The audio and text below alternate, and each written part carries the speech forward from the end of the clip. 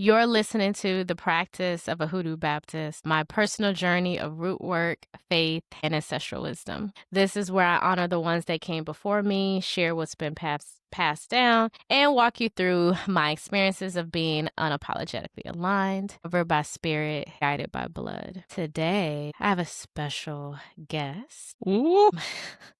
My special guest is clearly excited and he cannot contain himself. I can't. Hurry up and say it. Hurry up. My special guest is a New York comedian whose stand-up special Element, an appearance on the Tonight Show starring Jimmy Fallon, showcases fearless takes on culture, race, and mental health. Real life shit. Woo. With punchlines that hit like a gospel in a comedy club because he is talking about some real shit now. He's one of my faves, and I think he's one of the most compelling voices in stand-up today. Ladies and gentlemen, Nori Davis. Hi, Nori. Hey. Hi, Chelsea. How are you? Why you smiling and laughing? Got her blushing and laughing. Yes, you talking to me like you not my man. Oh, yeah. I am that too. That is a title in there. I gotta put that in my bio. Who is my bio writer? How dare they leave you out? As the doula, Chelsea Bonchaz Perfume, for all those who know. Yes. I am her man. She is my lady. Okay, I'm done. Back to business. Yep. Reel them hoes in. Like Let's we're do going it. fishing. That's it.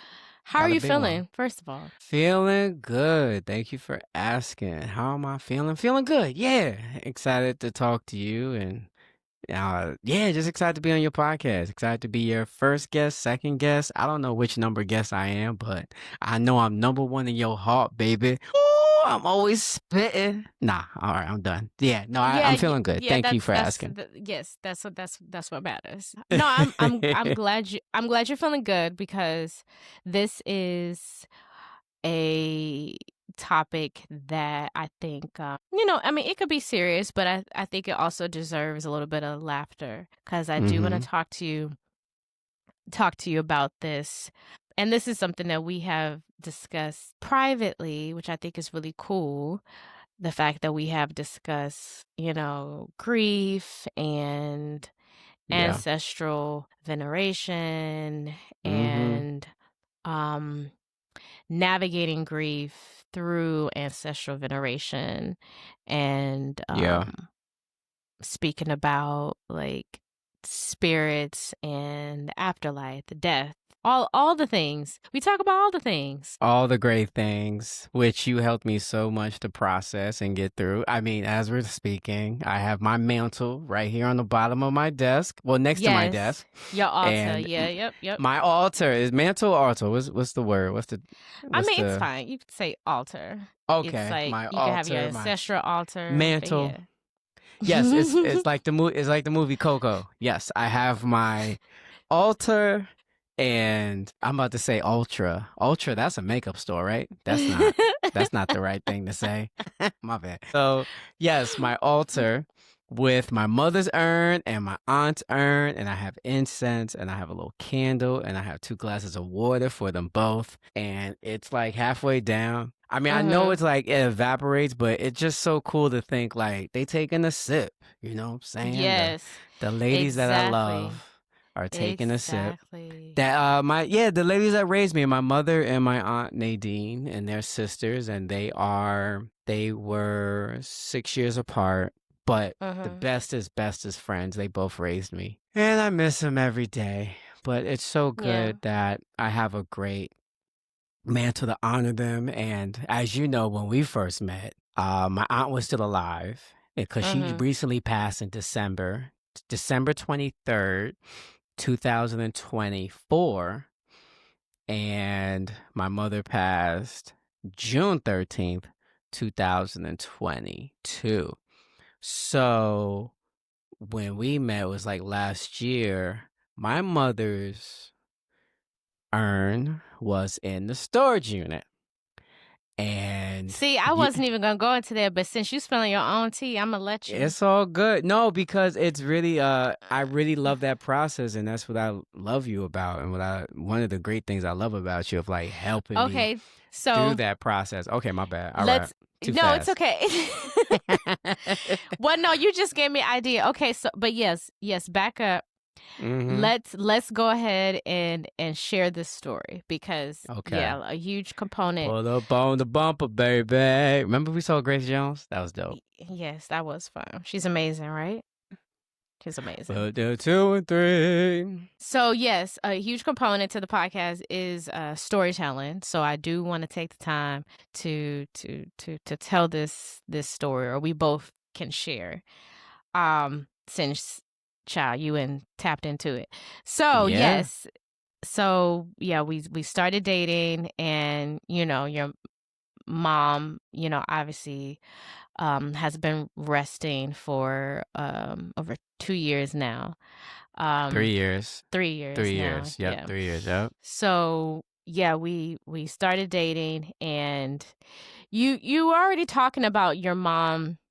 You were talking about your mama a lot with me, Mm-hmm. and I remember. So y'all, like, Nori would always talk about how it seemed like on a weekly basis he would be going to this storage unit, Mm-hmm. and he talked about how he was still grieving and navigating, picking up the pieces, that his mom, you know, uh, left off, unfortunately, because her death wasn't necessarily planned per se, in a way of Yeah. preparations for her funeral, preparations for Yep. insurance, and the will, and she didn't give you a plan for what to do, Nope. so you had to figure this out. So Mm-hmm. so yeah, so the story goes, yeah, we're dating. Nori's making weekly stops at this storage unit. I'm not thinking Mm-hmm. nothing of it, and we were on FaceTime, Yeah. and you were talking about something that you remembered that you had to do, because it was something that either something your mom didn't do, or it was something you brought up your mother, Yeah. and then you said something about her urn. Mm-hmm. You, s- yeah, you said something Yeah. about the urn, and then I was like, "Where is she? Yeah. You Where's the, asked me where where she's at. And I where was where like, is she? Where's oh. the urn?" And no, no, no, no, that All right. I said, "Where is she?" And baby, when I said you could hear a pin drop, you were like, Mm-hmm. No breath. "Hey, you," and go ahead, and what you said. Tell him what you said. She right Tell him. here.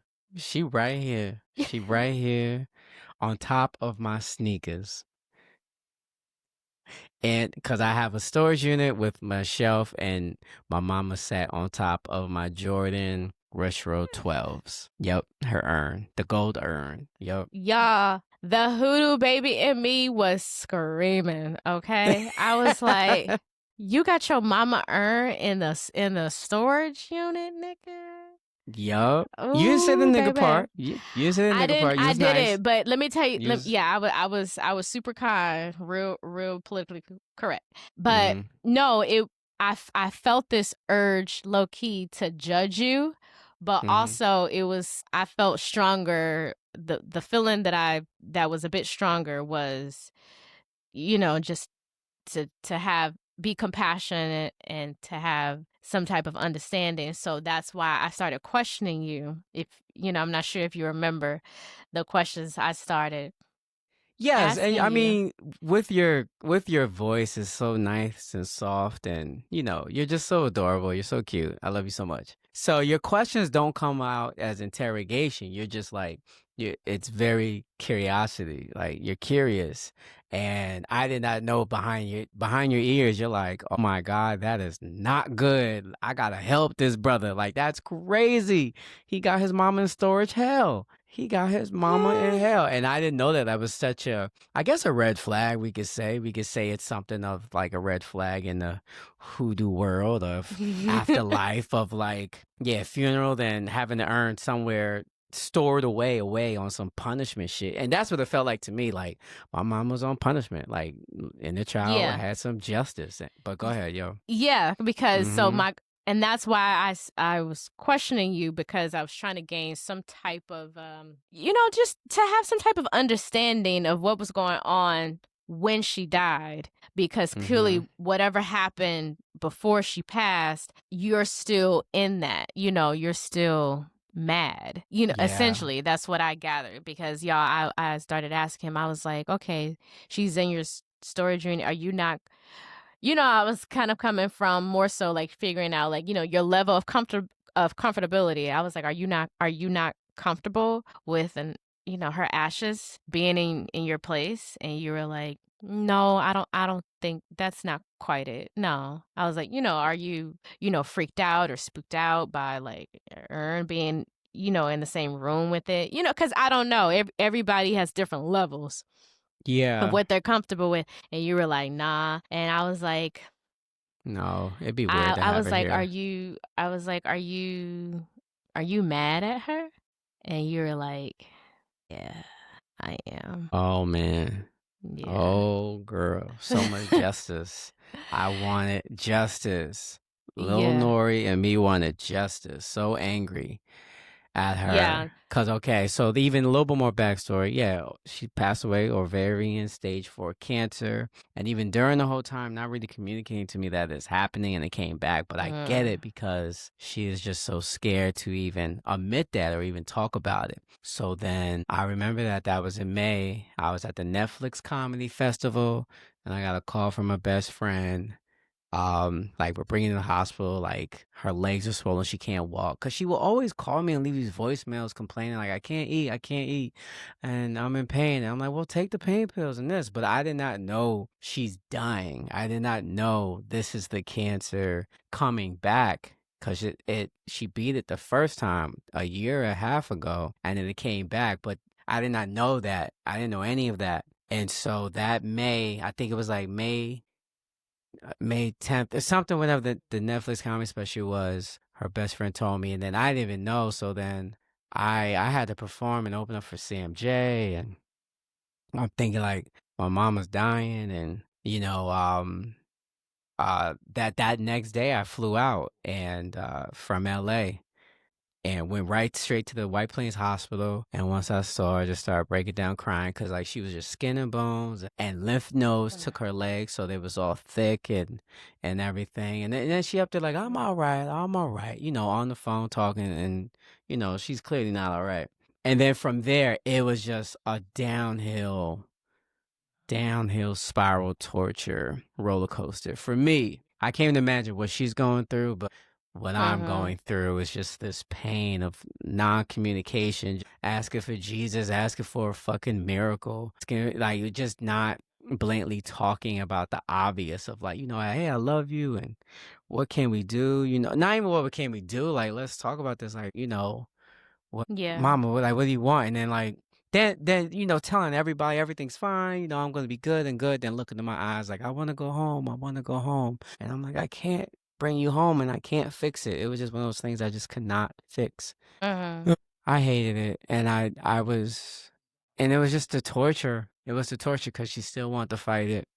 And so I just Mhm. watched the esophagus, all Mhm. the things I kind of disagree with, and fighting to go to hospice. And we had to lie to her to say that it's a rehab because she wasn't going to leave the hospital. It was just all like, of course, like, death is not supposed to be nice and easy. And, it was just something I just never experienced before. And it just came out of nowhere.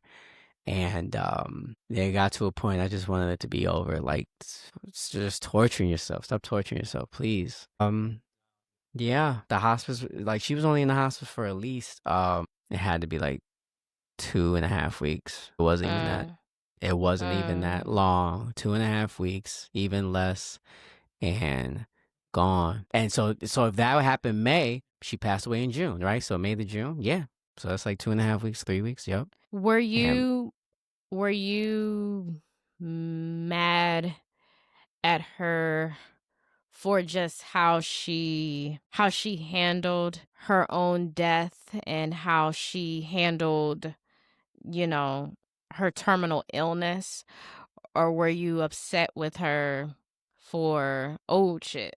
Or was it both? Was it both. all I think it's a little both. bit I of think it a was little it bit of was everything? yeah, it was a little bit everything. Cause if I can think now, since all the therapy I've been through, just seeing how Mhm. adult Nori was handling it and suppressing little Nori, but then little Nori just bringing back that anger and everything of like, not feeling seen, not feeling heard. And, with, with, Mhm. with my mom, I never felt like a man because she always Mhm. wanted to do everything. She did everything for me and not complaining, but in the way of like, thinking I can't do it. And so my motive was always to like prove to her like I'm a whole grown man. Like I'm just not your little Nori anymore. I'm not your little Mhm. Norvell. I'm a fucking grown man. And that's always been my anger and drive of like not trusting Yeah. me to be the adult that I am. So even with her death, it was just and then so that yeah, no. Oh yeah, and then there was the fight. She didn't want to give her number up. She didn't want to give any Uh, she didn't want to do the will. Like her best friend got her to sign the will, which took a while, but mhm. she didn't want to give any of her passwords up and all that because she was so stuck on, not stuck, but like, no, no, why would I have to do that? Because then she would have to face the reality like, this is it, Michael Jackson, this is it. So Yeah. yes, but it was both. It was, ooh, yeah. Hmm. Yeah. Honey, when we were having this conversation, and I discovered that you had the urn in the storage unit. I took it, I don't know if you remember, but I did take it as a moment or a chance to like express my position Yeah. when it comes to my spirituality and Yeah. religion. Like we've had Hmm. that's when we talked about religion and, and spirituality and hoodoo tradition, and even I educated you about African tradition religions as far as just certain beliefs and Hmm. practices. And I thought, like, okay, this is the best time to have this conversation because I don't think we had that conversation Yeah. yet. And I just felt like that was necessary because I did, like I'm admitting, I did feel like a hint of judgment, but I just, pushed that away because I again wanted to understand where you was coming from because, I have not lost a parent yet. And I had not experienced that yet as far as like planning someone's homegoing, making arrangements for what to do with a Yeah. body, and Hmm. and having to make those difficult decisions. You know, Out the um gate so fast. Yeah. yeah, and then yeah, and I was going to say I think that was also a bit I'm sure that was difficult and maybe even a bit traumatizing because you had to make these decisions so quickly, and Yeah, straight they traumatized, not just even a bit. Yes, yep. yeah, yeah, Mhm. and then still having to navigate your own life. Mhm. So yeah, when I was asking you questions and trying to gather your anger because you did admit it. You were like, no, I'm mad at her. Mhm. Yep. You were like, yeah, I'm upset. And then I asked you, I was like, do you feel better keeping her in the storage unit, or is it more so you're not sure of where to put her, you're not sure what to do with her? And What'd I I say? you said a little bit of all of that. You Oh, said you I thought said I it was was like, "Yup, yup, well, yup. yeah, you said Time out. yes. You You stand s- right here." Mhm. Yeah, you said yes, but it was more so like you were saying yes, like yeah, she's here right now until I know what to. to do with her. Yeah, and I was And mad at everybody because they just left me. mm, I thought my brother was gonna take it. I thought my aunt, her sister was gonna take it. okay. No, nobody wanted to take it, and not even one or volunteers. So it was all on Mm, me, and I'm the firstborn. So it was my brother. We're 5 years apart. So I'm her firstborn. I'm her Nori's. mm, It was all on me, and mm, it was just so lonely. It was just so hard. And mm, even when our aunt passed, I was like, nah, bro, you got that. And then, but me having to get the estate, and there's just like no time to grieve. There's no time. It's just mm, like you come into this world with paperwork, with a birth certificate, then you gotta go get another fucking death certificate. You gotta get more paperwork. So you gotta go get a degree for the mm, estate, and you have no time to grieve or anything. And I think the other difficult thing you helped me realize is like, not only that you helped me realize, I'll just say difficult, was the silence of just, and still not really comfortable with it now. I know she's at peace, and I'm happy I have the mantle, and that helps. And you helped me seeing a grieving coach, which is mm. amazing. Thank you. Um, Yeah, I mean, but the silence. So like, yeah. yeah, I was gonna say like that silence part. I think is really hard for folks to grasp, and maybe a huge part of it may be that huge component that folks don't want to talk about. When we're talking about death. Yeah. Um, so yeah, I just took it as an opportunity to share more about myself, but also to learn more about you and where you were Yeah. at, and because I did at first I did feel like it was odd. It was not necessarily a red flag to me. It was definitely, yellow, Hmm. maybe even a little burnt orange. I Maybe remember that. mm, Yeah. a And little it was like a burnt three-way call too, orange. remember? I don't know if I can mention that, but it was like a little three-way call. Y'all were both helping me with that. Like y'all were both felt like y'all was walking on like glass shreds with me. Like Yeah, and okay, I let's and be I didn't delicate with this brother. Yeah. yeah, because we have not experienced losing a parent. So we had to, Mm. check ourselves, to that degree, and also, give you compassion because you were clearly still grieving. And I don't believe in putting Still am. a time clock. Thank you. Like and that's real. You know what I'm saying? I don't think you should put a time frame or some type of like stopwatch when it comes to grieving. Yeah. And also, it was just I with having that conversation, because I understood that it was a hard conversation to have, Yeah. and It feels worse with more you sharing time. that. It Mhm. feels worse with more time, and I really do enjoy that. You teach me about the hoodoo beliefs and African spiritual beliefs, which felt Mhm. much more of sense. It felt more Mhm. comforting than traditional Christianity of like pray for them and heaven and hell and all Yeah. that. It just Oh, didn't so let feel me realistic. yeah, I was gonna say let me give our listeners, I guess, just like a smidge of what I did share. So I Mm-hmm. shared, I explained to you what ancestor veneration was. I Mm-hmm. explained to you how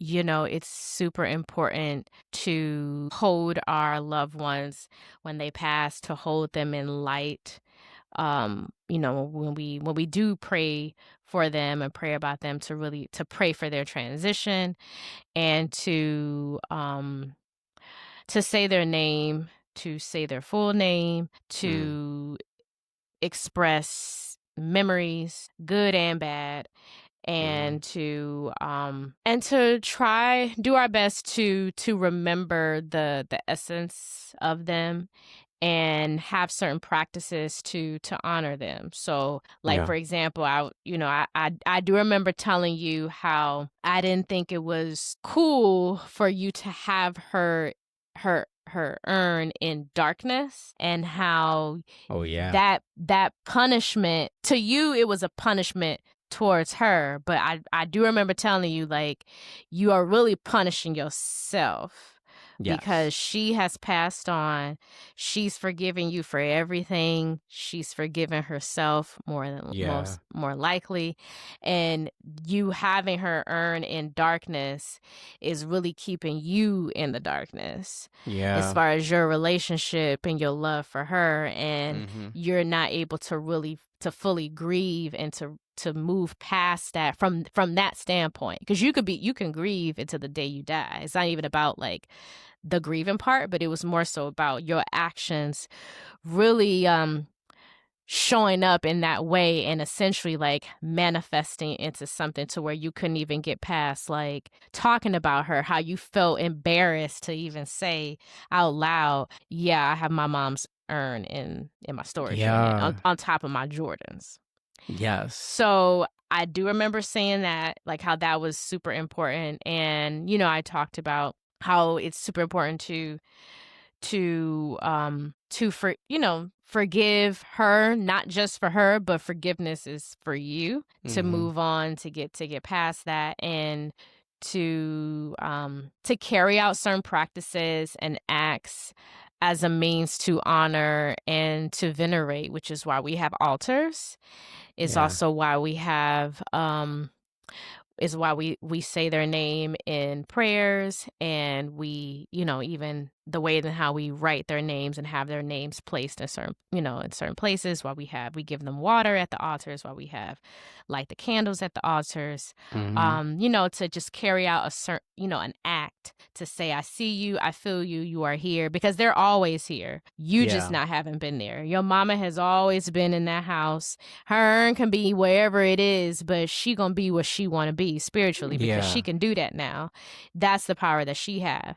But you having the last of her, the S- final last state of her body, her ashes, you having them near you, and you honoring that and having that in light is such a huge step towards y'all having this new relationship now, and her So afterlife and you in this life. when I had to earn in the darkness, was she in the darkness or was it just more of me in the darkness? I think it was more so you being in the darkness. Therefore, it's like setting a boundary with her spirit, Mm. Mm. because you have this symbol of her, the last of her. The urn is Yeah. like, it's symbolic. It's physically her ashes, yes, but in a bigger sense, it's symbolic to just all the things, y'all relationship, everything, all the bullshit y'all been through, all the hurt and the pain.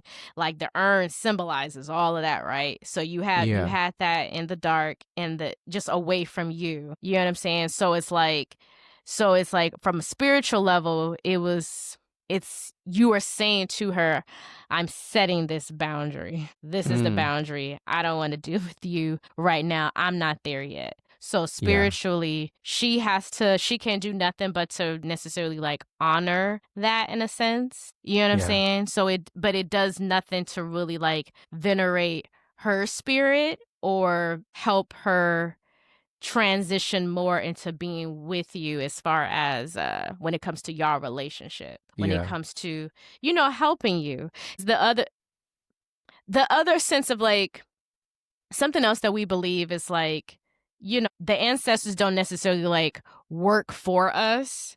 However, they will work with us. They will Okay. be with us. Mhm. They got shit to do. We don't think they Yeah. got shit to do, but I'm sure they got shit to do, and they can Yeah. do their shit in so many different ways. So Yeah. it's like they can help us. They may not be able to like intervene in a sense of like, um how movies might make it, so like, it's about Mhm. ghosts and spirits, them like, knocking things over and shit like that.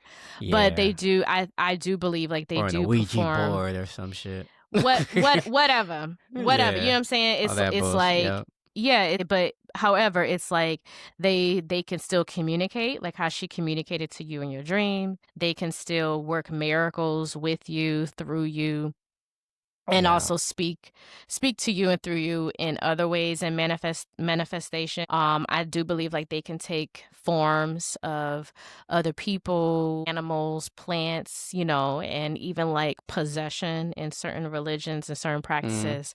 um but but yeah, it was just important for me to just share those beliefs so you understand like why it's important to still honor your loved one and your person and still love them past the funeral. Yes, funerals are Yes. important. Yes, you know what I'm saying, getting together to Yeah. to to pay your respects, laying them to rest. All of that, yes, is important.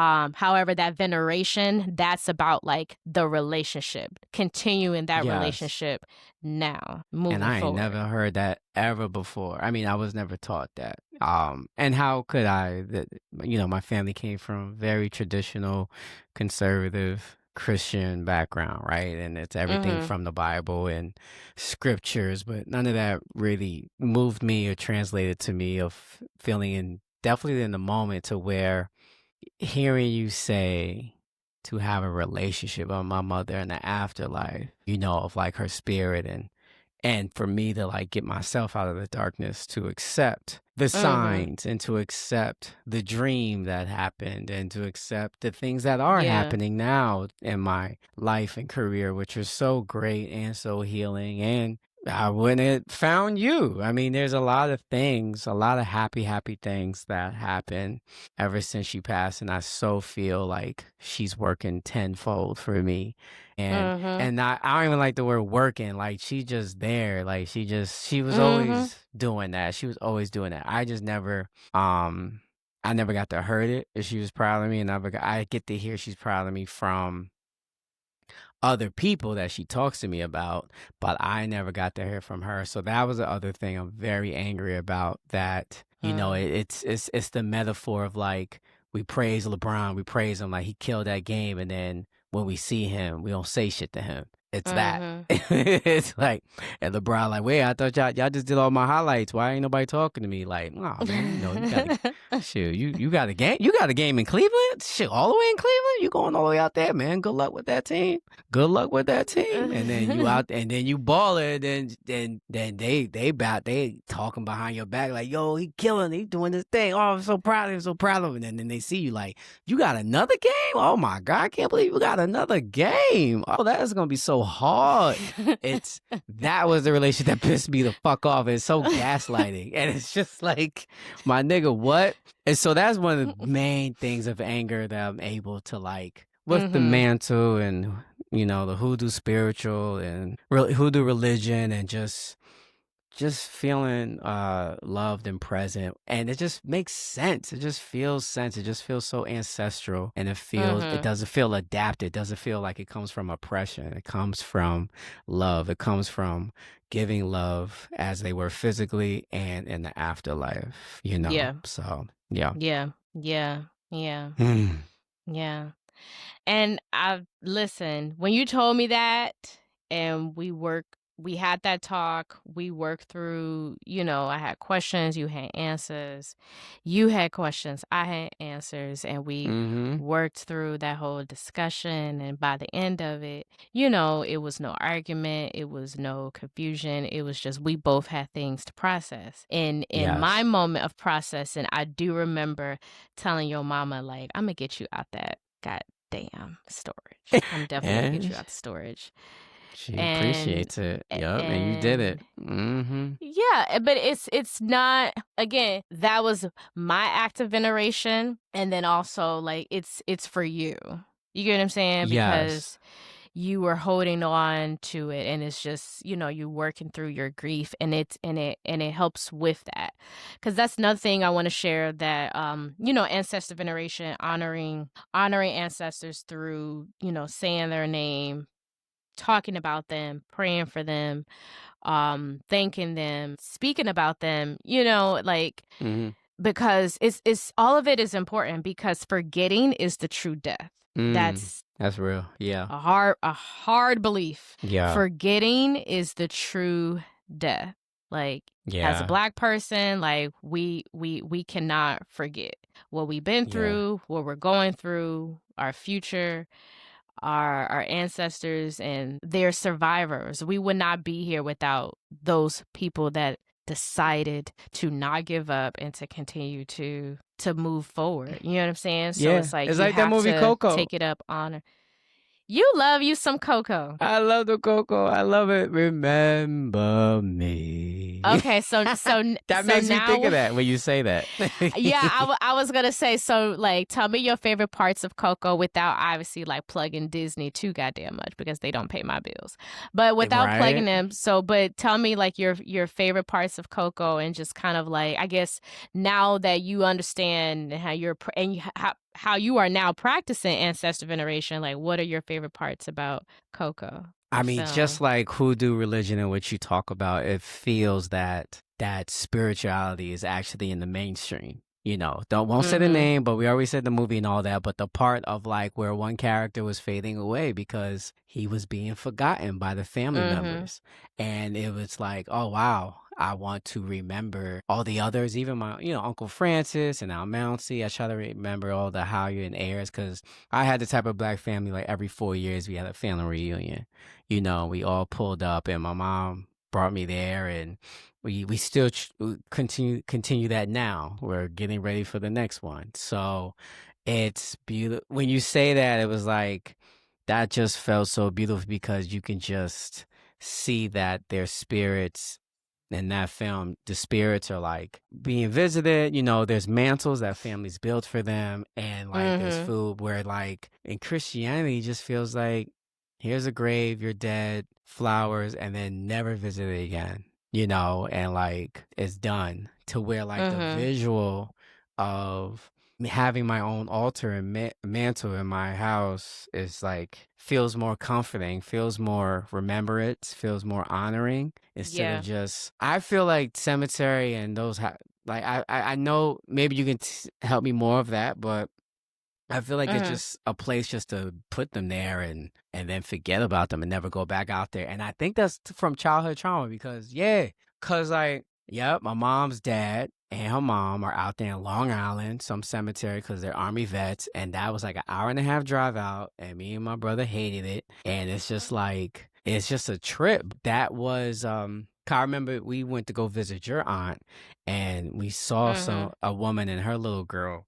and she brought her little girl to the cemetery, and like that's good, she's teaching her to honor the ancestors, or to visit Nana or their mom, whoever they're Yeah. visiting. I just remember in a more negative way of like, oh, I am not coming all the way out here, gas, no food, no water. And so now it's more of a symbol of like, leave that motherfucker out there. It's like I'm not coming, I'm not going over there, even though I do want to like bury them. So that's the part I'm trying to figure out too. Like I do want to lay the ashes with her mom and her dad out there in Long Island, but also I Mm. don't want to go out there because it's so goddamn long and Mm. whatever. Again, that's even little Nori talking. That's not even like adult me. That's literally just the inner voice saying that. Like yes, that's inner Yeah. child voice. Like, I don't go out there. I don't go. It's just boring. What the fuck? Go But out there. look, Just nobody cares. so It's that. it's no, I hear you because yeah, you have your own traumas that you're gonna have to work through. But I think just like the wall that you had up with her urn being in the storage, you may have something similar with going to the cemeteries, hmm which I think is super common. First of all, too, I want to say like with me being raised Christian Baptist, I just had this different upbringing because I knew, we on my mother's side, we had hoodoo practitioners and folks who did not separate themselves from nature, from God, and believing in spirits and angels and believing in the afterlife, and um and being very strong prayers and practitioners in our word and our actions. I grew up going to funerals, cemeteries. It's like Mm-hmm. going to the park. It's like going to any other event. But it's just Wow. super important because this is the last you'll physically see of this person. This is their final resting place. And just taking that seriously. But also uh normalizing it, like, it's just Mm. normal. I remember my first relative that I remember who passed, and me being like 4 or 5 years old. I remember seeing them in their casket and touching them in their casket, and going to the cemetery and burying them, and Yeah. and then going to visit them on their birthday at the Mm. cemetery, going to going my aunt to visit her dad Was on it Father's far? Day. And I don't know, because distance is not a factor for me, because it's just cemeteries just have a different vibe and different frequency. I find cemeteries to be quite peaceful. Um Mm. in a sense of like just the energy, and there's no trash, the air feels different, Oh, the all right, Miss sounds and Wednesday. and nature. Who do But listen, Wednesday? it's just I am. right, okay. But yeah, it's just, like, sure, it's, the shit is far as far as distance, but that's minimal shit to me. To me, Yeah. the Yup. distance you going, I think like, that's my that's main trauma. that's minimal. But again, like, you have to look past that. You have to make your experience work for you. It's your experience. So, like, for example, when I go visit, I mean, you've been with me to visit my aunt out in, what's that, White Plains. One of Yeah, my White aunties Plains. is, Yes. yeah, Mm-hmm. so my auntie Mava um is buried out in cemetery in White Plains. Really nice cemetery. Mm-hmm. So yeah, you've seen my Yep. ritual where I bring my water. Yep. That I was a get, maze. I have flowers. Mm-hmm. If I remember, because I don't drink, so most of the time I forget. But my auntie Mava, like, she used to love her a nice little old Mm-hmm. English beer, and or Oh. some a nice little some brandy. Okay. Oh, we should have poured a 40 Um, out for. so exactly, that's what I'm like. I usually when if I remember going to the liquor store, but Yeah. yeah, I'll just bring something that she like, and yeah, and pour it out for her, and I talk, and if I feel like I need to cry, or just holler at her about some stuff, and I take pictures with her, and then I have another aunt that's buried out here a little bit outside of LA. um and when I discovered her, because this is one of my dad's aunts who passed away when he was younger, and I just Mm-hmm. found out, like, this was an aunt that he always talked to me about, because he always said I reminded him of her. He was so fascinated when I was a kid how I learned how to draw, and I would always be drawing clothes, and she was a Yeah. seamstress, and how I got into fashion. And he was like, Mm-hmm. yeah, like, it was just crazy how, like, all these things that she did, like, you picked them up when you were a kid. So I always felt like pulled, for this aunt who I never met and passed away before I was born. But when I found out where she was buried, I had someone, I went to visit her first, and then on my second visit, right before my second visit to her, I found this guy on TikTok that actually cleans headstones. And her Mm. headstone had not been cleaned, ain't no telling, like, probably What was 30, on it? Like 40 just like years. fungi and When dirt yeah, and like, all that? Like what when the just heads weathered? when the headstones are flat, and grass can start to grow over it, and it gets a little dusty and kind Oh, of flat. dainty, It and was a then flat one. It wasn't the standing one. yeah, it was flat. Yeah, Got yeah. it. It was the flat one. Yeah, I Um, know what you're talking about. yeah, Yeah. because, like, in the 60s, 70s, that was kind of the norm for Yep. everybody's to be flat, the same script and everything. Mm-hmm. So yeah, she passed in the mid 70s. So yeah, like, I had hers cleaned off. Found this guy on TikTok, pay him like $200 to clean Mm. it off, and he did a great job to where I could see the lettering, like, in, her full name more clearly, and, Oh, and he added some pebbles, and so my second visit when I came, he already cleaned it off, and I had put some flowers down, and, and shout out to the cemetery just cleaner. had a Oh little shoot. okay, like, Right? yo, it's a great service, like, A cemetery cleaner is for crazy. sure. Wow, I didn't know that. That's right. That's dope. That's dope. Yeah, Oh, man, and he put super dope. decoration, and he did decorations and everything. If you want him to add like pebble stones or like to add anything, he'll do it. But yeah, I just told him to make her look real cute and nice and just to Oh, clean I her love off, and that. he got, he just brushed it so there, there's no nothing covering her, and yeah, it looked brand new. Nice. Brand new. So See, I yeah, it's like love. things like that are super important because it's still another, service, or it's Mm-hmm. another act of veneration.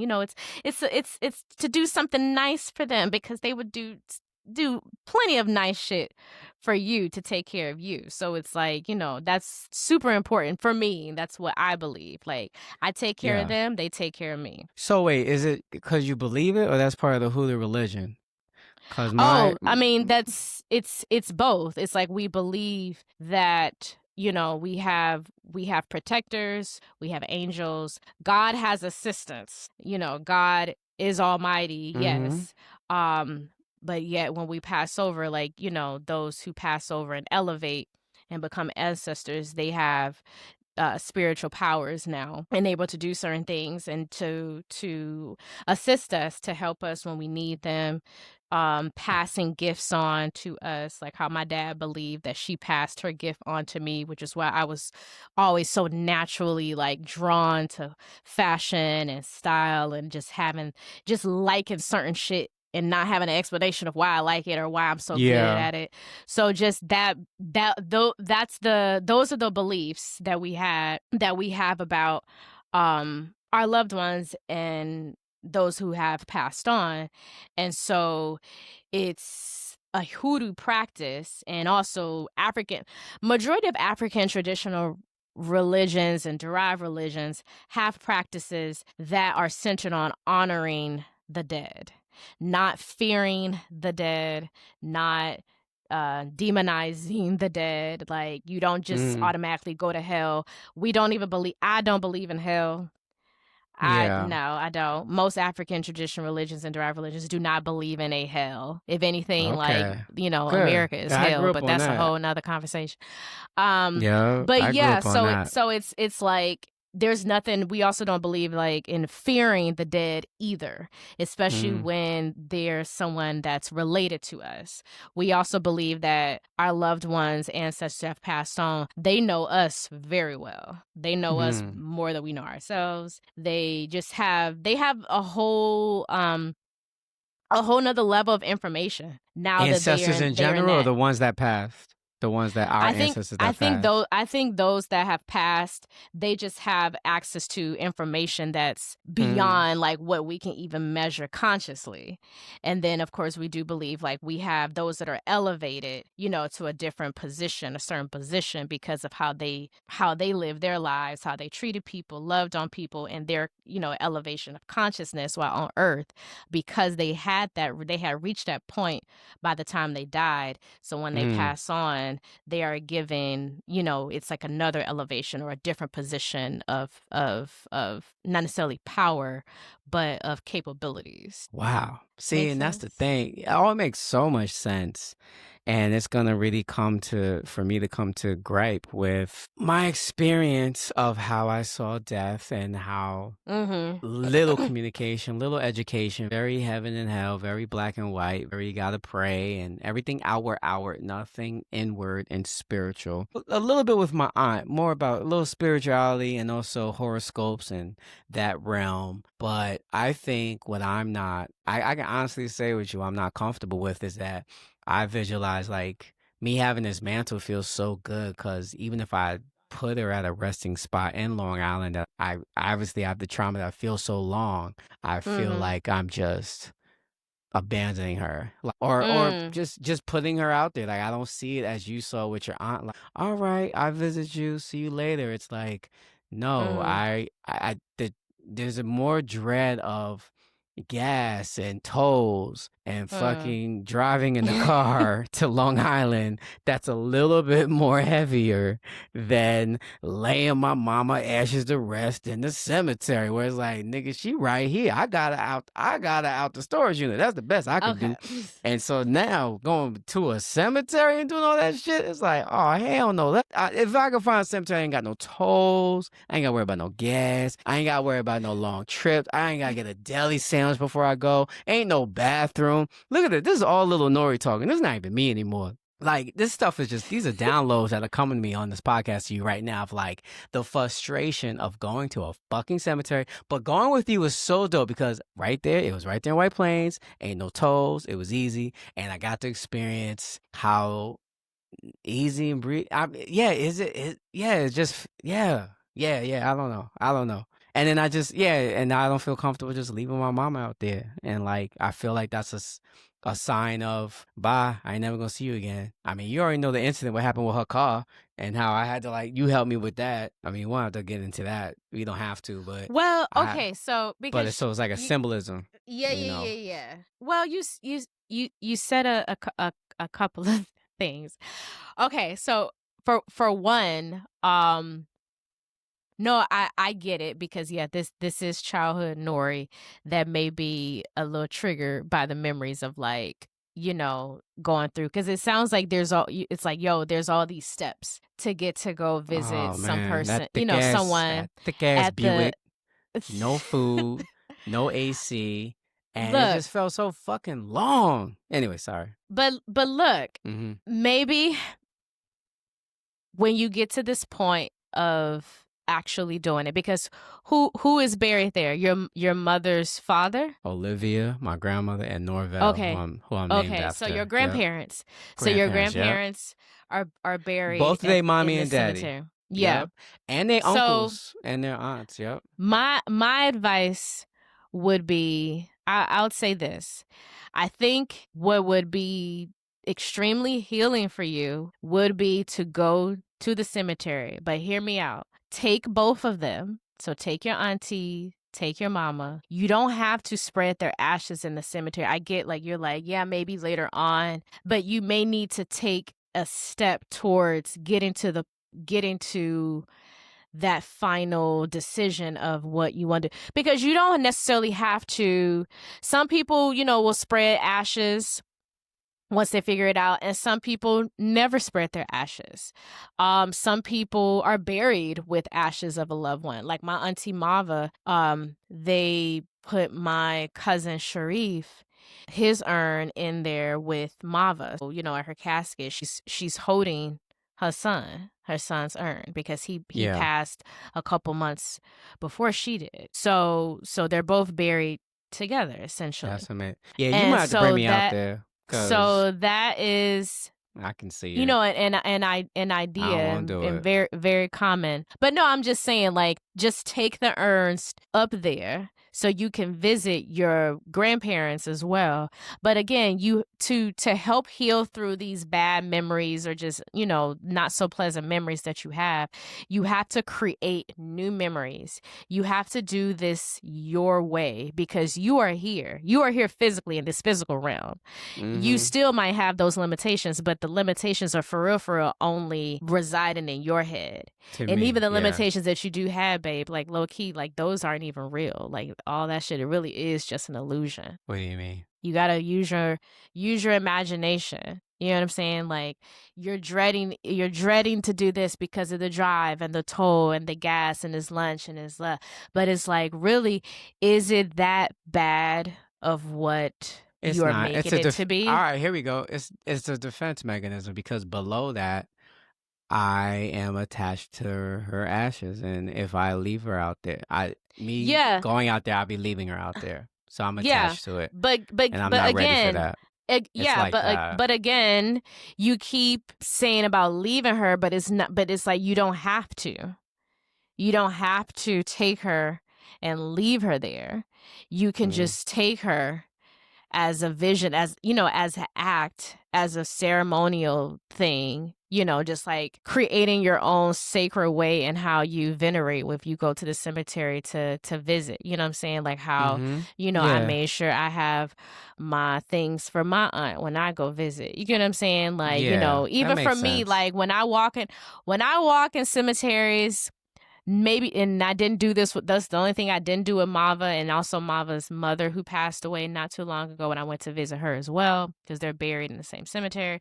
But even when I go to visit my other auntie that's buried outside of LA, because of where she is and how leveled it is in the grass, and it is nice, I also do a lot of grounding in the cemetery, meaning like I take my shoes off and I just sit like I'm outside at a park. Mm-hmm. That's Yeah. normal. I Or, remember that. if some Yeah. people take the lawn chairs out, like you just have to make it. It doesn't have to be this thing. You don't have to make it about this thing that you have to do. You don't have to leave. You don't have to spread her ashes. You don't have to leave her. You could just take her with you and just place her there by her parents and just sit for a while and talk. You could pour out a little liquor. You can pour out some Mm. water. You can even Also, play some music. I bring the urn with me like the Paul Bear from Undertaker. Remember WWE wrestling? I got the urn like the Paul Bear. Oh, Undertaker. Mother, I brought you to the cemetery. Undertaker's gonna get you. That was WWE. Remember? Hey, listen, whatever works for you. But my point is, just try it. Like, just do Yeah. that. No, You don't I It doesn't got have you. to be, you keep bringing it about separating. It's like, no, we just got her out the goddamn storage. No, I'm not telling you to separate from her yet. I'm And just now you want saying, me to take the urn with me to the cemetery, sit down. yeah, And sit down. and just chill, and then y'all gonna leave together. Yeah. That's another joke I talk about because there's no urn etiquette. Like, do I put her on the floor of the car like Chinese food? Do I put her in the passenger seat and put a seatbelt around her? Do I put her on top of the roof like some old skis? How the fuck do you drive around with an urn that's respectable? There's no.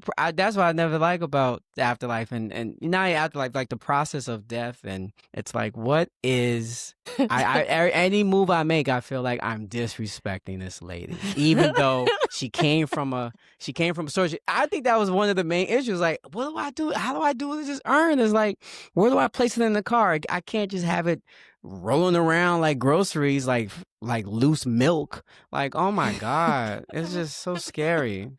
That's my mama. But no, babe. Thank you. No, I get it. I get it. That's great advice, and I hope you can come with me one day out to the Long Island so I can heal that and just bring both of them with me. And I think that's great advice because I can visually see that. I can see that, and I can do that. I can get there. Fuck a toll. Fuck a gas. It's now this is adult Nori talking, the little Nori. Yes. So now it's like I can see that and I can do that and I'll strive to do that, this year. But you gotta come to New York and visit me and do it. So yep. I gotta earn and some empanada mamas for you. She only comes to New York to visit me, y'all, because of empanada mama, not because she loved me. So Not I just even want that. not not you telling this lie. Anyway, let's wrap this up because now you bringing up some other shit that is not true. I do love empanadas, but I love you too. See, I'm a right we're a toxic relationship, only loving each other for conditional love. Conditional love. All right, I'm done. That's all a joke. She's laughing. As you can see, but you can't hear her. She's laughing. I love making her smile. She has such a great smile, and she ain't got her glasses on, so she can't really see me. So it's so cute. You finna get cussed out. Oh no, This I was can't great. Do wait. you feel better? Thank you for I feel sharing. very good. Yes. No, this was an amazing conversation. Thank you so much. Always got the love for you. Um, respect you as a person, as a spouse, and as a friend, and as a person deep diving and a professional of the hoodoo religion. Thank you for your education and your knowledge. Yes, yes, yes. And your giggles. Yes.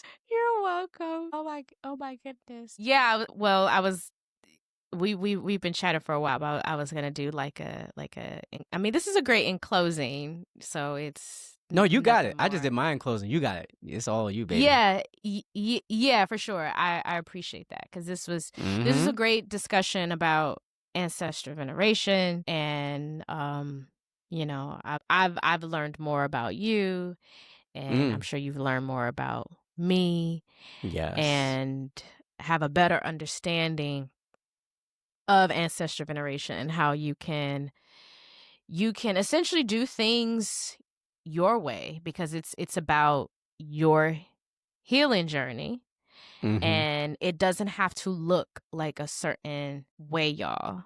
Um, Yup. You know take what'd be take the funny? oh God, You know what? what'd be funny if I'd be like, you know what, babe? And that's why I think Satan has a real good point that evil is just so much easier. Right, babe? Like, cause I just want to let you know that my Lord and Savior, Satan, ooh, let me tell you, the horns are sharp, but they rip. Nah, and that's a joke. That's a joke. I don't want to scare you who listen. It's like, oh my God, that boy he needs something. All right, yeah, no, but in closing, go ahead. You got it, my bad. No, that was funny. Did not expect that. Yeah. So yeah, I was gonna say again. It sure there's different ways and elements and styles that you can take from if you're inspired by whether it's elements of Christianity, Mm, elements of indigenous spirituality, African spirituality. Um, what speaks to you from an ancestral standpoint, what your people like to do, um, how your people were, what they were into, like how I talked about how my auntie, the type of liquor she liked to drink when she was still here. Physically, and so anybody out there listening who is wants a better understanding of ancestor veneration, what to do, like if we're talking about altar, if you want to do an altar um for your people, all you need is, whether you have their ashes, just mm-hmm. have them placed somewhere and put some water in a glass, um, Yep. and light a candle and just sit there with them, A picture of them. and yeah, and have a picture of them and just talk to them and just Yep. say a prayer, Mm-hmm. have a good old, ugly cry if you need to. Mm. Yep. Even listen to some of their favorite music, if there's a Mm-hmm. song that reminds you of them, hit play. And yeah, you can just take as much time as you need. If you just want to sit there for 5-10 minutes, if you need a cute little 20-30, like it's no wrong way of doing that. If you are Ashe. into Yeah, if you are into going to the cemetery like myself, yeah, like go out there. You're thinking of the person and you drive, if you live close by, even if you're not close by, you just set a date, make a plan to take some time out of your life that you are still living to go out there and visit them and check on their headstone, see if it needs some type of cleaning or brushing. um Clean it if that makes you feel better, you know what I'm saying. If Yep. you want to clean the person's headstone yourself, go out there and do that. Like that's an act of service, our folks, they still appreciate love languages, Yes. so Oh, they do. that's I'm gonna go out yeah. there. I'm gonna buy a big ass JBL speaker and play my mama favorite song, Anita Baker, "Sweet Love." We love it will come and by the day. It's our Yeah. birthday. But Okay. love. Hey, Yep. I'm not about to pay Anita Baker no money to be having her the goddamn songs. I only Like, did I only did 2 seconds, so okay. that's fine. And it was an impression of it. My friend is an Yes. entertainment lawyer. Ha ha ha. It's an impression. So you are Yeah, like covered. impression. You're covered. Keith Hamilton told me that joke. Ha ha ha ha. Ha. Oh my goodness, honey. Thank you for coming on to talk to Yes. me. Again, thanks for sharing. That was very vulnerable of you. Anything for Yeah, you. And that's just my vibe. I just want to make sure people get to know who I am and anybody out there that can relate that like, we can just share together and build community and also give a nice little laugh and chuckle. So, thank you for absolutely. getting me to those places and that was amazing. And yeah, once we talk the trauma out, then it's so much easier to tackle it and walk on through it. Mm-hmm. So, thank you. Ashe. You're welcome. Tell people where they can find you, how to connect with you, and yeah, tell them how to Yes. tap in. Yes, tap in on my social medias, Instagram, Threads, Nori Davis, NOREDAVIS, NoriDavis.com. Let me get your email so I can be up in that inbox so you can see dates when I'm performing. Come see me live. And you can see Chelsea in the front laughing and giggling because she's my number one fan and I always hear her smiling. But yeah, NoriDavis.com. And also subscribe to my YouTube channel. Got some content coming out so you can enjoy. That's it. Giggling. Any man listen out there, get you some jokes. You can laugh them out your drawers, baby. That's Ooh, it. That's what it is. okay. Okay. Oh, You oh, have been listening to the practice of hoodoo. Let me wrap this up before I pop you. Thank you, honey. Thank you. Thank you. Thank you. you're welcome. You have been listening to the practice of a hoodoo Baptist, covered by spirit, guided by blood. Until next time, peace.